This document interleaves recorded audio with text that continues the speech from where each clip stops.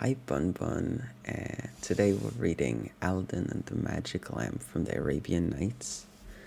I hope you like this story and I hope you're gonna have a good night's sleep. Yeah, so let's get right into it. Once upon a time, a young man's father died.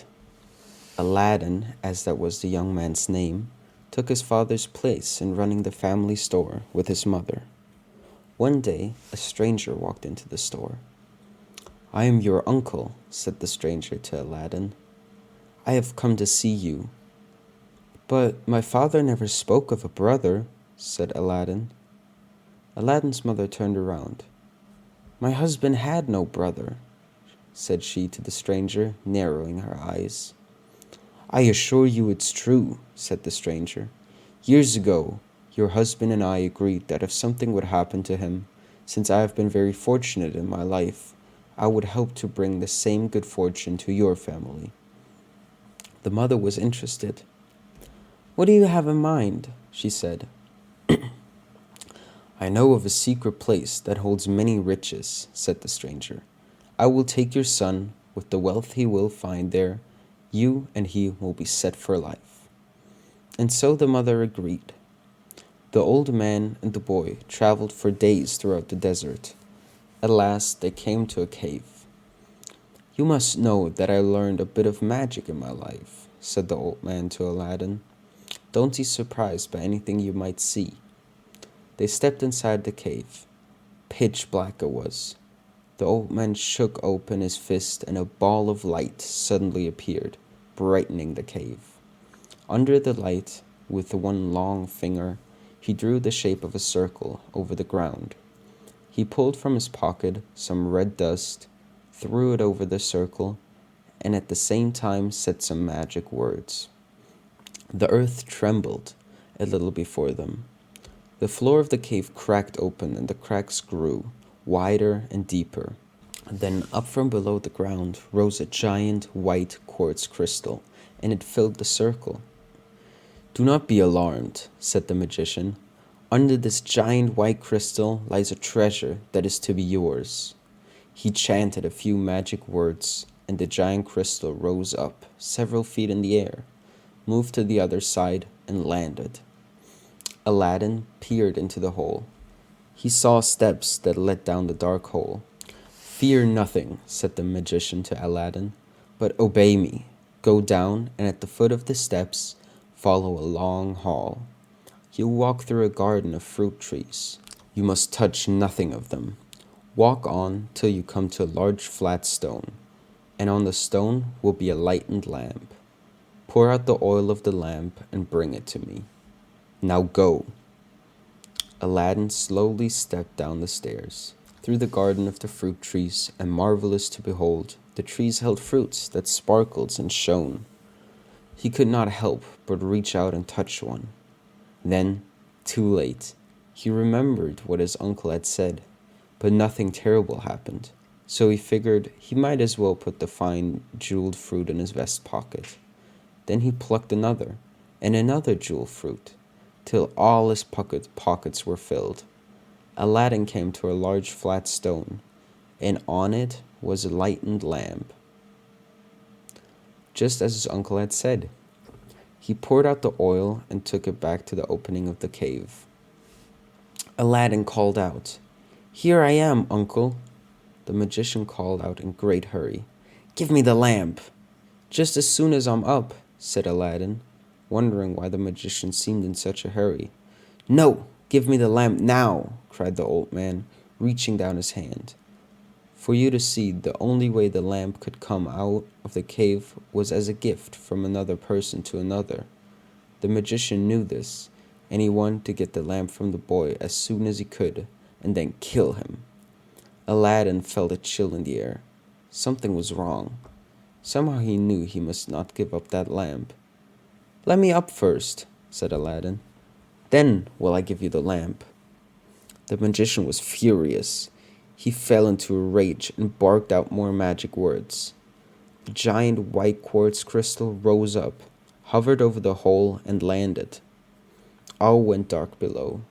Aladdin was trapped. For 2 days, Aladdin despaired. Why didn't I just hand over this old lamp? Who cares about it anyway? Whatever might have come of it, it couldn't have been worse than this. What was I thinking? Rubbing the lamp, he moaned. Oh, how I wish I could get out of here. At once, a huge genie rose up into the air. You are my master, boomed the genie. Was that your first wish, to get out of this cave? 3 wishes are yours to command. Aladdin's mouth fell open, amazed. He mumbled, Yes, of course. More than anything he wanted to get out of the cave and home. The very next moment, Aladdin was outside of his own home, still holding the lamp, with all his jeweled fruits in his vest pocket. His mother could not believe the tailor's son told her. Magical lamp, she laughed. That old thing? She took the lamp, grabbed a rack, and started to clean it. If there was really a genie in this old lamp, I would say to it, Genie, make a feast for my son and me, and serve it on plates of gold. You can imagine the mother's surprise. The genie rose up out of the lamp, and a feast fit for a king weighed down her kitchen table on plates of glimmered gold. Mother and son enjoyed a feast like no other. Then the mother washed and sold the gold plates and bought necessary things to live.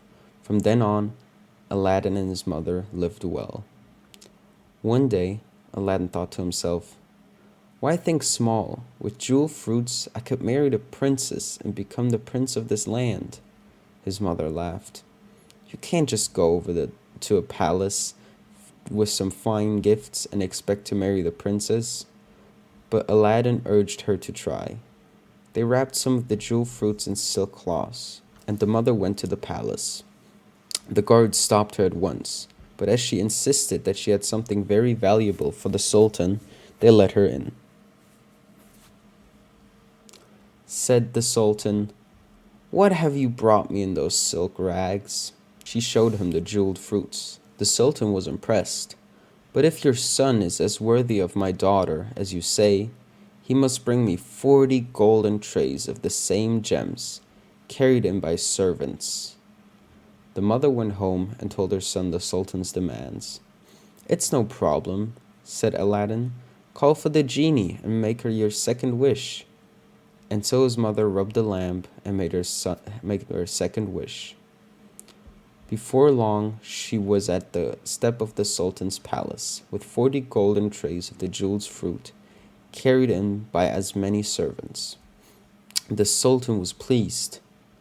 But you cannot think this is enough to win the hand of my daughter, said the Sultan. To truly win my favor, your son must build a golden palace for he and my daughter to live. The mother brought back this news too.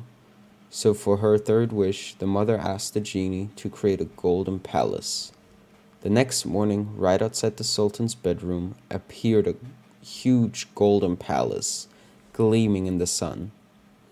Meanwhile, back at Aladdin's home, his mother said, It is time for you to go, my son, to meet your princess.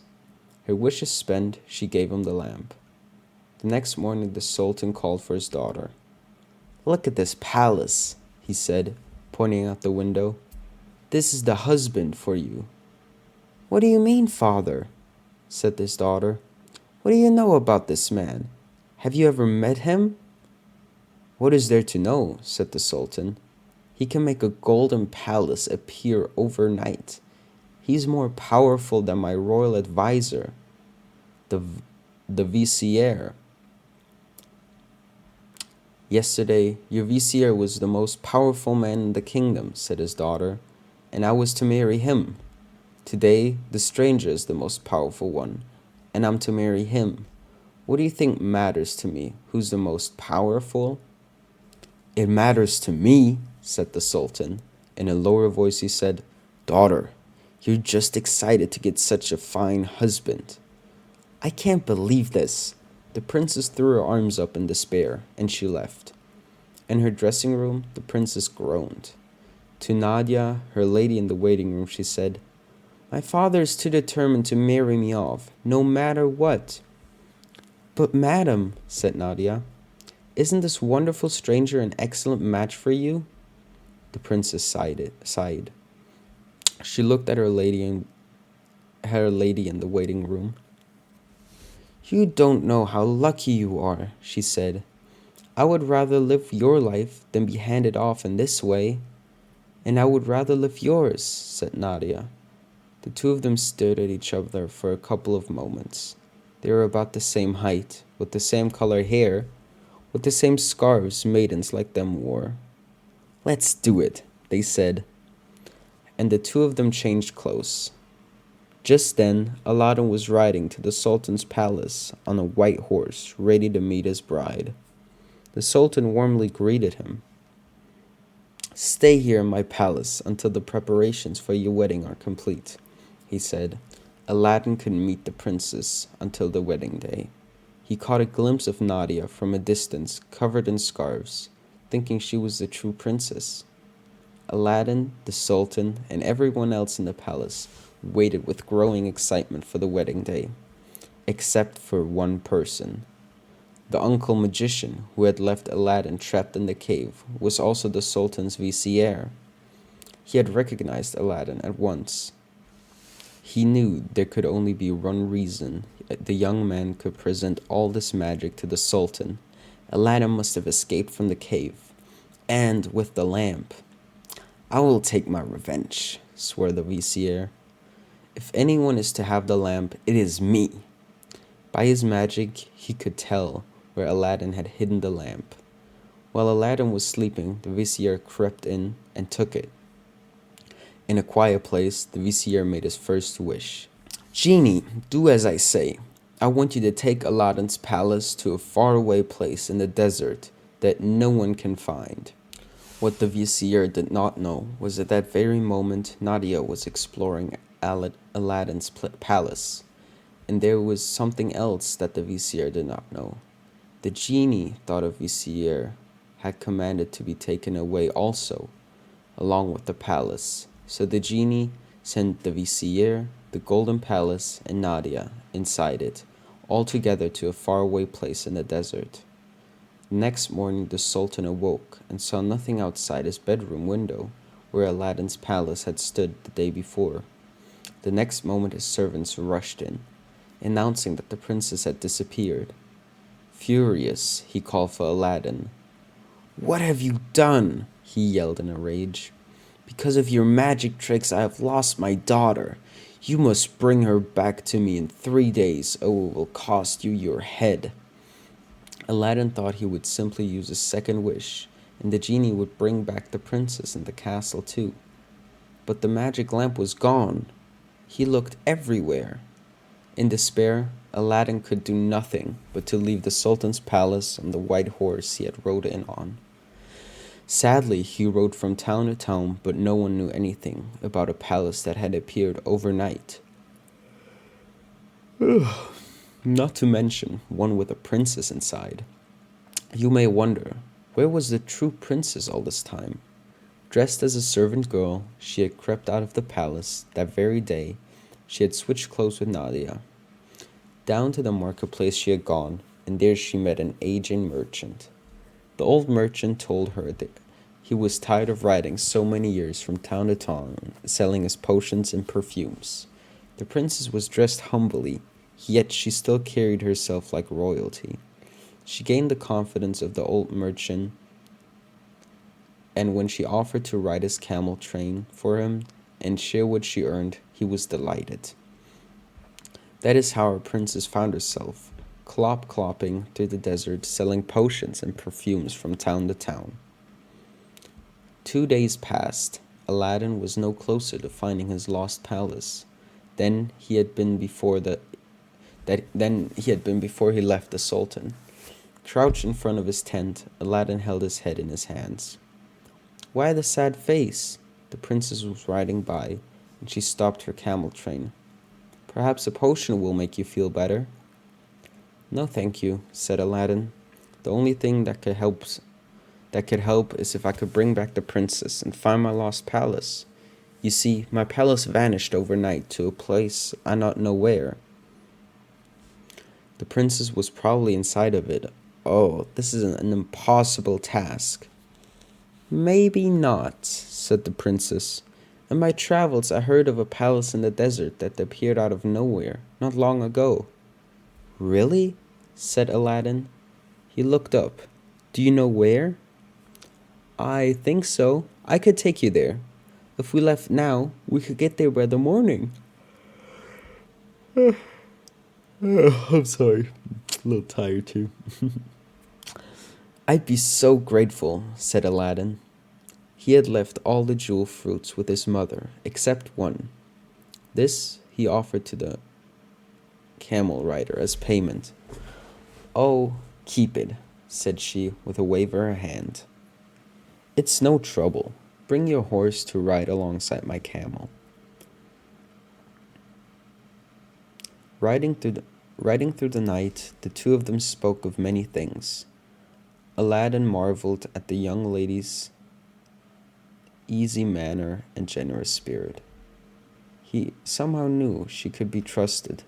Before long, he told her his story, and how he had discovered this magic lamp in a cave, and how it had been stolen from him, along with his palace. As the mornings looked brightening, they were riding between two very tall walls of rock. Rose-colored they were, with thin bands of white and blue. Suddenly, the rock walls ended, and they arrived at a clearing. Look, said the princess, pointing ahead. Is that it? It is, Aladdin cried out with joy, recognizing his palace.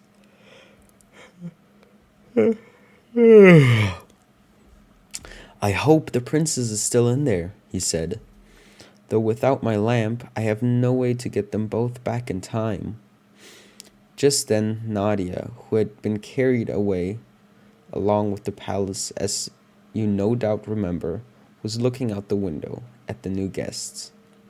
To her surprise, she recognized the rider of the camel train as no one other than her beloved former mistress. She waved at them both to come to the front door. The servants let in the guests. Nadia took them to a drawing room and shut the door. She said, Mistress, how glad I am to see you. I'm glad to see you too, Nadia. Aladdin was amazed. You two know each other? But the princess only said to Nadia, Tell me, how do you find being a princess? At first, the gowns were marvelous, she said. Everything I dreamed of. And I liked well enough all this attention I got. But when I was carried away with this place, the vizier came with it too.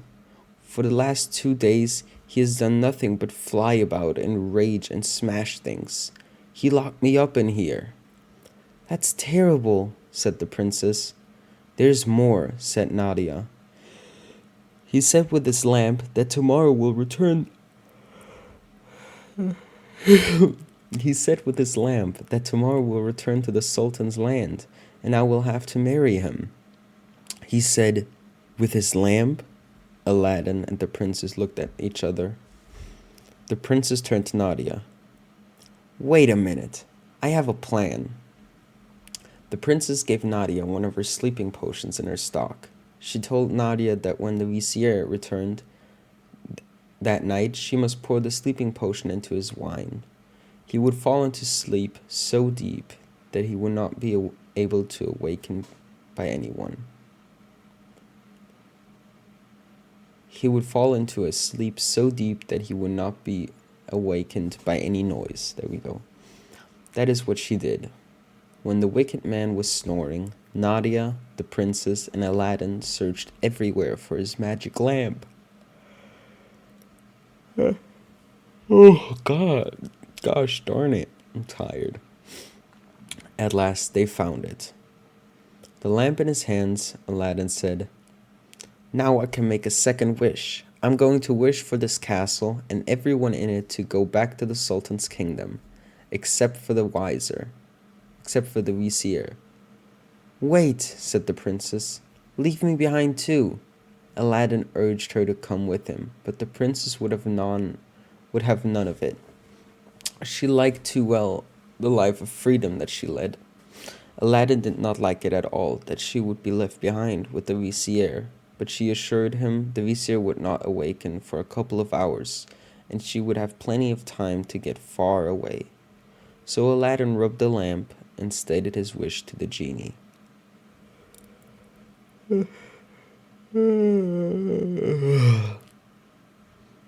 In a whoosh, Aladdin, the new palace, and Nadia were all transported back to the very spot where the palace had stood before. The Sultan was delighted to have his daughter back, or you might say the young woman he believed to be his daughter, covered as she was in scarves.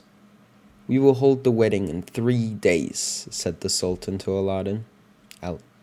Aladdin. Yet a sadness was growing in Aladdin's heart. Nadia was indeed a nice woman, and pleasant to look at, too. But there was something about that woman who rode the camel train, selling perfumes and potions. He could not get out of his mind the sound of her laugh, her clever mind, and the comfort of her company. At last he rubbed the lamp. "Master," said the genie, "is it mountains of jewels you want for your third wish? Power over all of the neighboring lands, or the strength of 100 men?"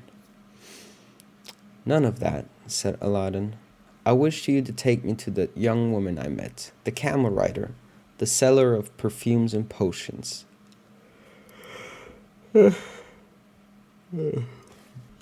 "But master, this is your third and last wish," said the genie. What if you were to offer this woman your heart and she didn't choose you back? You'll miss your chance to marry the Sultan's daughter and become a prince." "I don't care," said Aladdin. "I must share with her what is in my heart. Whatever comes of it, so be it."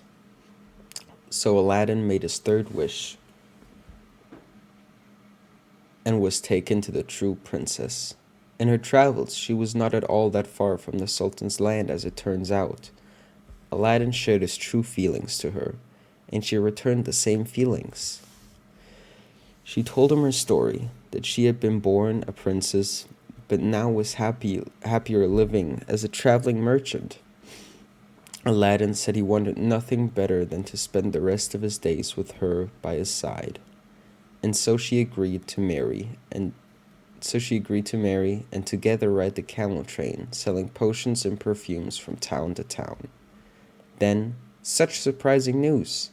Aladdin and the princess learned that the Sultan had suddenly died. Said Aladdin to his new bride, "Since your father is gone, would you return now to your father's palace?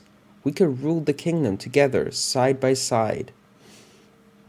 As a last goodbye to their life on a camel train, Aladdin and the princess mixed a very special magical potion. In a cloud of smoke, a magical carpet appeared. And on this magical carpet, Aladdin and the princess flew back to the palace. Nadia was very pleased to see them. She gladly stepped down to serve again as lady-in-waiting to the princess. For the rest of their lives, Aladdin and the princess ruled the kingdom wisely and well, and they lived happily ever after, as should you. So that was Aladdin, and yeah, I hope you're gonna have a good night's sleep, and I love you a lot, little bun bun. So, mwah. Bye bye.